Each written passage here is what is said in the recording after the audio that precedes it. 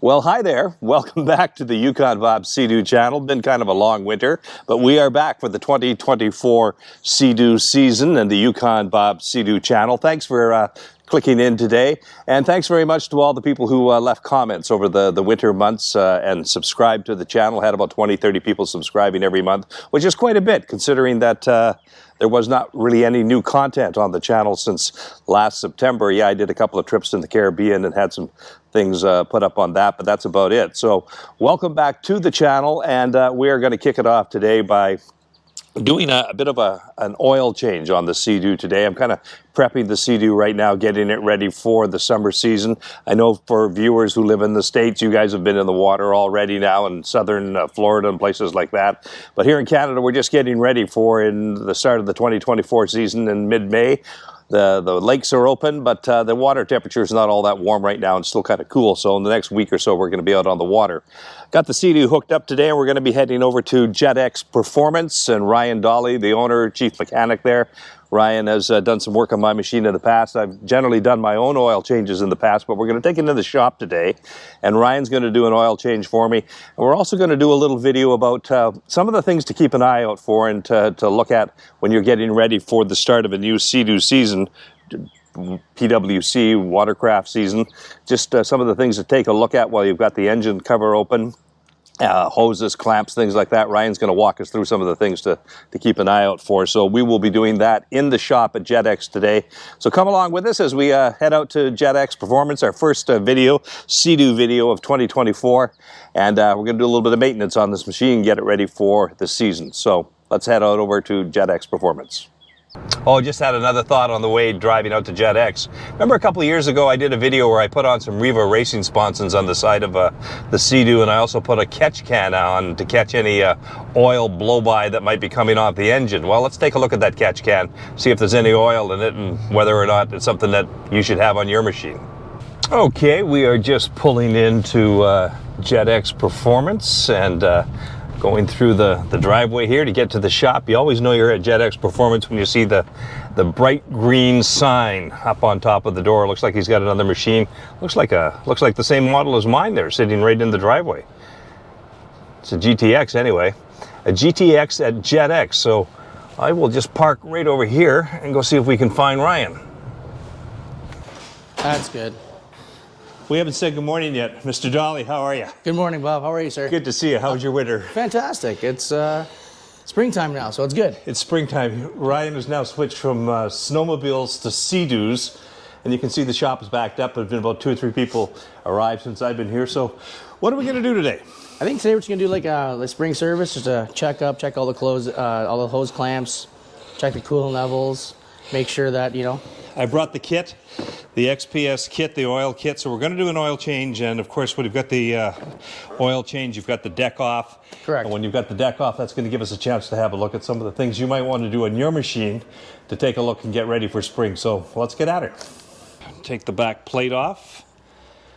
Now, this is where you open up the engine and you can actually get a good look inside. So if you're going to do an oil change on the Sea-Doo, you got to take that top plate off. What do you think about oil changes? Should they be done in the fall, or should we do them in the spring?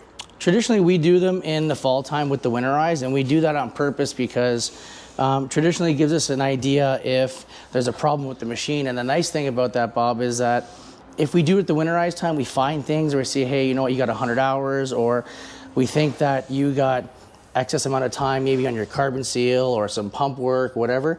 We can almost catch that now and kind of prepare the client to the point where it's like, we got 6 months now to figure this out, and you know, obviously it's not such a hard hit in the bank as the client that wants to do it right now. Is we can prepare them, you know what I mean, and we can schedule that work, and whether it's us or even the dealer. Yeah, and a lot of people in the spring, of course, that's when things get busy at shops like yours, right? Everybody wants to bring it in the spring. Agreed. If you get all this done in the fall, it's done. Yeah. I mean, basically, like I got some of those units outside, and I can show you that they're shrink wrapped and everything else. So basically what we do is we store all the batteries for the winter time, and we mark them and we put them on a tender, so that way when the units are ready to come out for winter time, we cut the shrink wrap off, pull them out of storage, plop in the battery, fire it up, and check everything out. I guess the thing I've always wondered, though, you've got new oil then sitting in the machine all winter versus old oil sitting in the machine all winter. Is there any difference there? Traditionally, like, you know, there is some old, you know, wives' tales or mechanics trades where they used to, rumors they say, old oil would kind of be kind of acidic. Yeah. So you really don't want old oil sitting in your engine. Traditionally, in my opinion, it's better to do it in the fall time. Some people have different thought processes where they say, I put it in heated storage. It's fine. There's nothing wrong with that. Yeah. It's you got to do the service whether it's in springtime or the fall. You just know what makes sense for you based on the customer's end of the spectrum. Okay, so let's take a look at that catch can in there. We put this catch can in a couple of years ago. I'm probably not the guy who needs a catch can, am I? I don't think I've ever seen any oil in that thing. Well, that's great news because traditionally, depending on basically who has been doing your oil changes and look like whoever's been doing it correctly, because some people have some splatter and spray and look like we put some tape here to prevent for that, which is great. But traditionally, the catch can's doing its job if it's collecting the oil, because traditionally what would happen is if we didn't redirect the oil from the catch can from the tops valve, it would actually get pushed back into the intercooler and clog the intercooler. Okay, so given that there's none in there, your oil's been set correctly, and traditionally, to me, it looks like you really don't ride this thing extremely hard and don't beat it unlike most other people do. Yeah, that's what I always thought about the catch can. If you're riding really fast, really hard, high RPMs, really racing your machine quite a bit, then that catch can is probably going to get some oil in it. For me, touring around 60, 70 kilometers an hour, that sort of thing, I've never really noticed oil in the catch can. Okay, so we got the top off.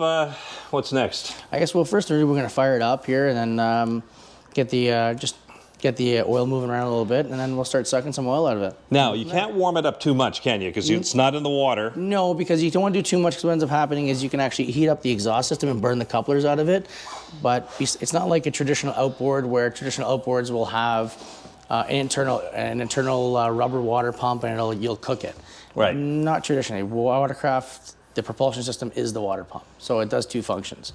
So it provides propulsion, which is movement, as well as cooling to the exhaust system. So we're not going to run it for hours here. It's maybe like 30 seconds, 40 seconds, just get some of the oil moving around and we'll start. That helps, does it? Warms it up enough to kind of make it pump out a little easier? If it's on the winterizing side, it's a little bit tougher because the oil gets thicker and it's harder to suck. So sometimes even in the wintertime, what we do is we hook it up to the hose and get the oil moving, get a little warmer so that the oil does suck out traditionally. Right, because this machine hasn't been run since it came out of the water last fall, so it's sat all winter. All right.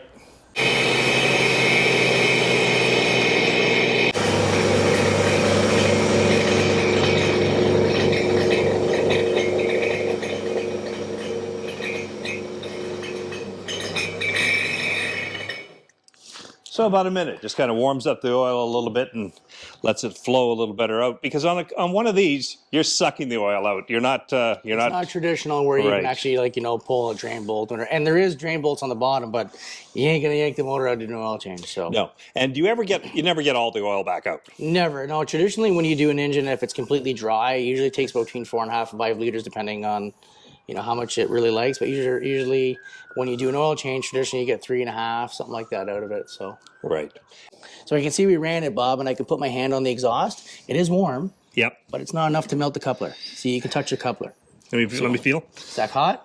Now, No, gravitate your hand over that. I feel the heat off of that. So you can see these couplers are designed to take the heat. Right. It's just what happens is when people overheat their exhaust systems, it's a temperature sensor that throws the code that realizes it gets hot faster than before you'll burn the coupler. Okay, so then what will it do when the sensor goes off? It'll give you a higher exhaust alarm. Everybody thinks, oh my God, I overhear my exhaust. Well, it's not really the end of the world, especially if you know what you've done. Right. If you're sitting there running for 10 minutes, then that's a problem. Right. So traditionally, Bob, the boat's, if you look at it, it's a little bit nose high. If you wanted to get a level, you could. Okay, that's a good point. Nose high, so you get the oil back towards. Trying to keep it somewhat level. Well, a little bit, especially after we add oil. Yeah. All right, what are we doing now? So we got some charge hoses that come off the supercharger into the intercooler. I like to double check them because after a while they get weak and they take some pressure and they sometimes shrink or collapse or whatever and they come loose. Right. So if you can see that need a little bit of tightening. Right on the throttle body. That need a little bit of tightening. Yeah, those were a little loose, weren't they? Yep. And then we got another one down here. So just look for the clamps on the end of the big rubber hoses. All of those things have got tightening adjustments on them, and just snug those up. But just like to double check, right? Because they are important hoses. You know, there's a couple other hoses I usually like doing, but unfortunately we're not doing it on this today because when we start building some of our race machines, we either like to double clamp things or relocate things or such as so, because things tend to break.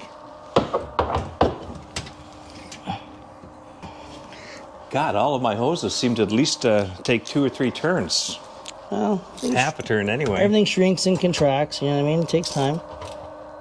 That seems okay. That seems okay. That's the exhaust? That is the exhaust, correct. Okay. Still sucking oil. Oh.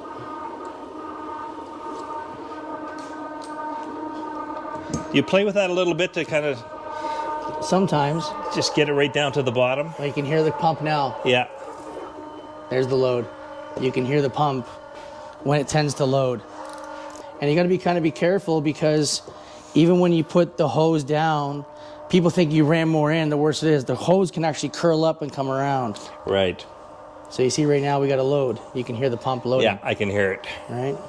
Yeah, I suppose what it is when you're doing this all the time, too, if you've got a routine doing this and you follow that kind of routine, then you're not missing things and forgetting steps along the way. And it can't happen. Like, you know, we ain't perfect. Like, everybody makes mistakes, Bob, and, you know, and it's why we're called human beings. Yeah, but if you get a routine going with it, it just helps to eliminate some of those. You see how many turns, eh?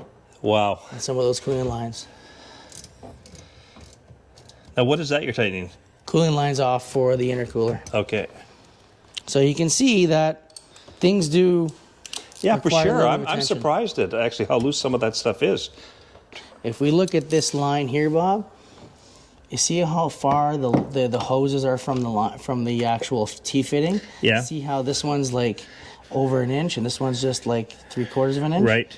The T-fitting stops right around here. So it's the clamp is actually sitting down below the T-fitting a little bit. I'm not a fan of that because traditionally you want it to grab onto something solid underneath. Correct. Okay. Ground load. Drown mode. So I'll show you one more time. If you go to the cluster itself. I can't really see that very well. Drown mode. So how do you put it in drown mode? You're holding the... full throttle. Hold the full throttle and hit the start button. Yes. So you're pumping really just a little bit more oil through the system just in case there's a little extra oil in there to suck out. There you go. Okay. That is something I did not know. The oil pump, see there's a oil pump in the front, in the back of the motor, and there's an oil pump in the front. So you have 2 oil pumps pushing forward and back, forward and back. Oh, you have 2 oil pumps? Yes. Oh.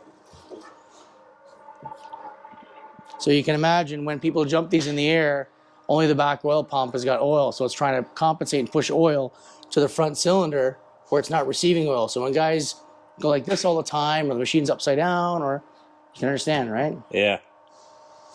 Again, there's an old saying, these machines are made to go above water, not below it. So it was right about here that the battery on Ryan's microphone failed, and his audio is now only being recorded off of my microphone. So I apologize for the poor audio quality of Ryan's mic from here on in. Yeah, I appreciate that because I'm a clean guy too. I like it all so nice and neat. Okay, look down in there. I don't know if you can see this. Do you have a flashlight, Ryan? Let's take a flashlight and shine it down in there so we can get a better look inside the canister for the oil filter, because there is quite a bit of oil down in there. Take a look. Yeah, I don't know if you can see it all down in there, but that can be sucked out a bit too, and just takes a little bit more oil out. Here's the old oil filter that came out of it, and the cap for it, and there's the new one, of course. Big difference there. Is that a piece of paper? Nope, that's your oil filters. Oil filter O-rings. We could rub the oil on that. We could. So that's the old oil right there that came out of it. So we'll just take the small little bottle and... So like I said, there's about 40 hours on that last oil change. So I'm just going to put a little drop here because you don't like wasting good service oil. Okay, look, perfectly clear, 40 hours. There's the difference in the two oils. And if we notice, Bob, I'm not sure if you did notice, but you see this Yeah. nut? Yeah. It's traveled down, so I'm going to fix that today. What should it be, further up or? It moves further up. It's very common for it to move, and we traditionally see a lot of people where people have done oil changes themselves and they don't realize that this has happened. And what ends up happening is that the bottom of the oil filter will bottom out on this nut, and this usually comes loose upon removal, not installation. So after you remove it, if you don't set it properly again, you can actually have the oil filter sitting up about yay high and it'll pump oil out of your hull. So should this nut then be flush with the bottom of this shaft? Yep, you can see it right there. Well, there's a 1/4 inch there. That's right. I just need like a pick or a small flathead screwdriver or whatnot. Yeah, just to grab that out. There's one. So is that the top one? No, that's the bottom one. The red is the bottom one, closer to the engine. Well, you can see they're actually two different thicknesses. Yeah, they are. You can actually see this has been used. See how thin it gets a little bit after a while? Right, So right. They do take some abuse. Yeah. So what we're going to do is we're going to take the new one. We're not going to really stretch it. We're just going to try and roll it a little bit. And then it's going to fall basically in that seat. Into the channel, into the seat, yeah. Just be careful not to rip it. And you can walk it around. Because when people tend to pull them... Yeah, stretches it. Don't get the seal that you're supposed to get then. Correct. Well, we're going to put this in here, like so.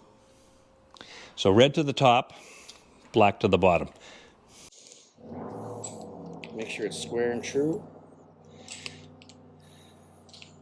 I'll leave that like that so we're ready.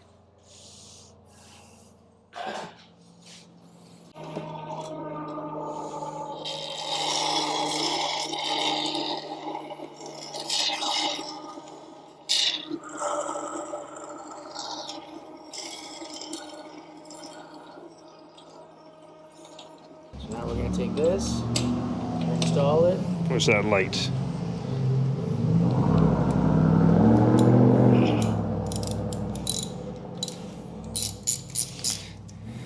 Bob, you met one of my customers there that he had his seat stolen. What do you think about that? Yeah, a guy walked in and said, hey, I've seen some of your videos. And then he said, I had my Sea-Doo stored for the winter, and somebody stole both seats off his Sea-Doo. He didn't have it, shrink wrapped, but he had it just covered up with the Sea-Doo tarp. And somebody came, took off the tarp, and stole both of his seats. So, can you believe it? Now he's looking for 2 new seats, or used seats. Or something. Something, because it's no good to him the way it is now. Now we're going to pull the oil filter cap off. And I still haven't checked your battery connections. I'll do that after that. Okay. I do like the 1 liter bottles because you can kind of get a good flow when you kind of know how to pour. Really important. Yeah. When you're adding the oil. Yeah. Never have the dipstick in. Never have the dipstick in. No. Blocks airflow? Yeah. Ah. But even on the 1503 motors, the older ones, they'll bubble up a little bit. Okay. Are you going to put them all in before you check the oil, or what do you normally do? I'm going to put 2.5 in, and just to kind of see where we're at. Okay. I added a few liters of oil, right? Yep. There's a dipstick, nothing on the dipstick. It's dry. Not a drop. That's right. Weird, eh? So that's 2.5. You need to start it. Aha.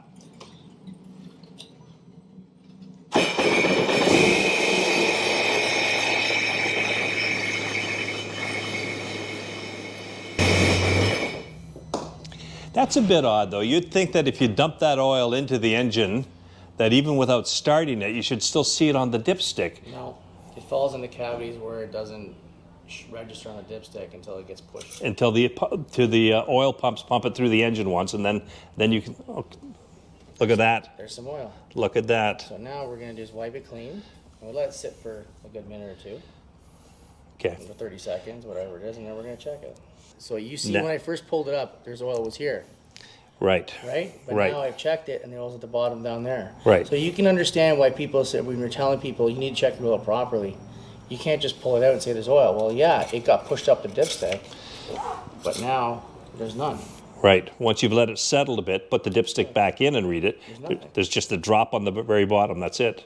And we know there's oil because we put 2.5 liters in. Right. So. But we need more. Yeah.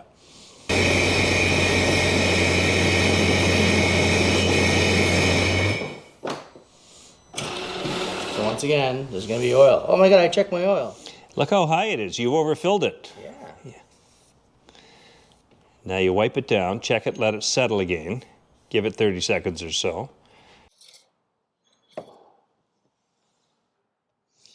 Okay. Or right around the bottom.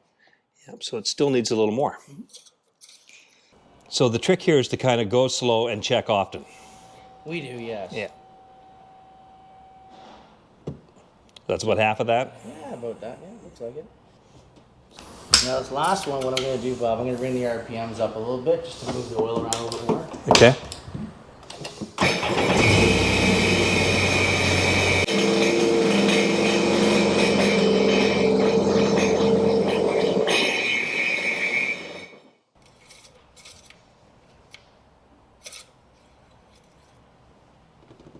So you see what 250 mils did? That's quite a bit. So that's pretty much brought it up to the top there. Is that the top line? No, we're half. Oh, the top's the bend there, right. That's right. So, tell you what, hold this. I'm going to put this right here for you, Bob. Okay. And I'll give you a better... So that last 250 milliliters brought it up about halfway on the dipstick. So this is one that has no oil on it, and there's one that has oil on it. Yep. So there's a high bend and a low bend. This is the low bend, this is the high bend. Yep. If you see right now, we're about 50%. Up the high bend. Yes. Up from the high bend. Traditionally, well, in my language, I call this 0% and this is 100%. Okay. Traditionally, we're around 50. In my world, I like to run this around between 50 and 75%. The reason why is because oil moves around and it starts to foam. That's the reason why we don't blow oil out of catch cans. Starts to foam. So you like to run it at around 50% or so? We put 3.2 liters out. We can put a little bit more. It's not going to hurt it. But I like to prevent not over oiling the engine. You know what I mean? So you don't prevent any blowing out or anything such as so. And it still has lots of oil at 50%. Absolutely. On the dipstick. So between the low bend and the high bend, about halfway in between, right around there. Correct. Yeah. So that's 3.4 liters we've added. So you can see that sometimes you do an oil change, like we've done it where we pulled 4 liters out of the machine. Sometimes we pulled 3 liters. You know what I mean? Yeah. Like it depends on who set the oil first and how warm it is, how good of a day it is, how much oil you can get out, how the quality of the oil. Yeah, lots of factors. Yeah. All right, so that's the oil change. We've got that done. New oil in, old oil out. What else are we going to look for here now? Just going to double check your battery connections. A lot of people like to use like a screwdriver. I prefer a 10 mil socket because you can get a little bit more on it, because the last thing you want to do is a battery come loose, because these things, with all the vibration, they do come loose. Yeah. Okay, that's good for me. Okay, good. And question about batteries. You're out on the water. You got a dead battery. Yep. Can you jump start these machines with cables on the water, or what's the theory there? Some people do use the jump starts. They do work. They work quite well, actually. You just got to kind of be careful because the battery area itself is kind of in a rough spot. You know what I mean? So it's tight. Yeah. So you want to make sure that, you know, if you're doing that, you're not in a spot where it's super wavy or in a collective spot. Maybe someone holds the ski for you, and it's a safe spot to do so. You know what I mean? Because last thing you do is jump start, the machine takes off, which by right shouldn't. But anything can happen. I bought one of those kind of power pack units this winter. It's got 2 alligator clips off of it, or jumper cables off of the power pack. You charge the power pack up, you throw it in the machine, you can charge USB off it. It's got a trouble light kind of thing on it. What about those ideas? Yeah, they're fine. I don't see an issue with it. Some people say they're bad for electronics. I can see how they can be, as long as they're used properly. And you don't want like a big one this big where it's going to throw out a lot of voltage or amperage to the actual electronics and cause problems. But all I can say is be careful what you're doing, because the last thing you want is to cause a problem. Right. By putting too much voltage through or something like that could cause a problem. We've seen guys with cars and trucks and putting alligator clips with jumper cables and all stuff. It's like, man, that battery is this big. It's only a 20 amp battery. So you're asking a lot out of it when you're feeding it way more than what it's designed to be. But if you've got a set of cables with you and you're going C-do to C-do kind of battery and you're careful with it, you could. You could if you're very careful and very witty. But, like I said, it's either that or it might not start though, right? That's right. But to be honest with you, like the only thing if the battery's weak, put a new battery in. Right. Okay. It is the safest. It is the safest. It is the safest route. And so we're just gonna reset your maintenance. And we're total at 77 hours. 77 hours. Yeah. Okay. Why are these bar graphs so low down here? Oh my God, Bob! What are we doing? Yeah, we're not hitting that throttle too heavy, are we? Not at all. No. But that's okay. Yeah. You're doing what it's intended to do, and it seems to be good. Any lubrication to do back here at all? Honestly, some people do. They'll spray some, like fluid film or an XPS oil that Sea-Doo makes, which anti-corrosion, which is fine. We don't really have a huge need for it here. We're fresh water. Everything is stainless. Yeah. And, like some of my buddies in Florida, they'll put cereal cables in once, twice a year because they'll just rot out. Yeah. Salt water really eats at them, where these things don't do the same thing. In fresh water, yeah. And I sprayed that last fall before I put it away, all the moving parts in there. I kind of gave it a little spray. Right. We're done. We're going in the water. Yeah, it's coming up, folks. We're going to be back in the water very shortly. Hope to do some new rides this year. I've got some new areas I want to check out, plus a lot of the old areas. We'll be back out on some of those same trips.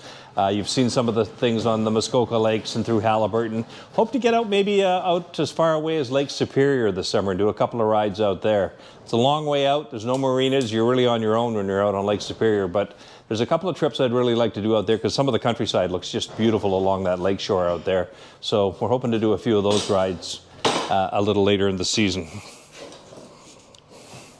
Well, let's call that good. I think that's a fairly thorough inspection that we've done of the jet ski. Hopefully that's given you guys some idea of just some of the things to kind of look for your own maintenance when you've got the seats off, you're looking into the engine bay, all those clamps and stuff that we went over, tightened all those things up on the exhaust, all the hoses, they were all tightened up. And as you saw, mine's a 2022, and a lot of those things required a half turn or so.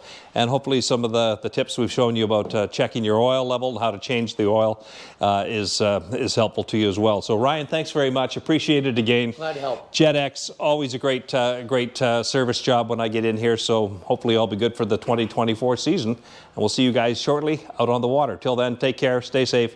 We'll see you soon.